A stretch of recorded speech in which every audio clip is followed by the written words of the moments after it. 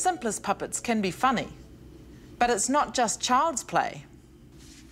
Puppetry was an ancient art form in Asia 30,000 years ago. It didn't appear in England until much later, around 300 years ago, where the most famous characters were called Punch and Judy. Their shows were outrageous, adaptable, and became world famous. Yes, even in New Zealand. These are a local adaptation of the traditional Punch and Judy puppet show. These puppets were made by Garth Frost. He was an artist, actor, and of course a puppeteer. In the 1970s, he was part of the alternative art scene then, and Garth formed his Punch and Judy show under the name of Captain Fruitcakes. Garth made all the usual suspects. There's the notorious Punch and his wife Judy, but to add some local flavour, he modelled the hangman on Prime Minister Robert Muldoon. Garth would have used a lot of political critique and social satire.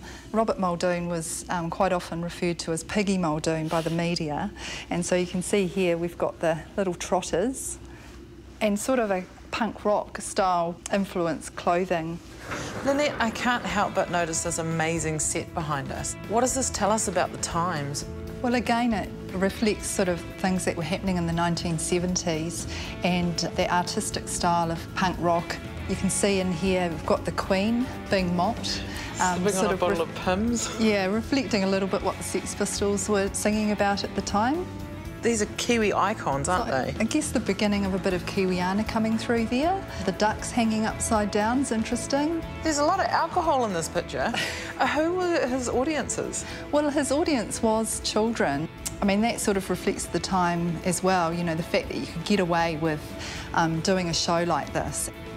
These puppets were used for quite a few years in New Zealand, and then Garth took them on the road to Australia, England, and then on to Cyprus, where he performed with them there for several years. He used the same script, except it was translated into Greek.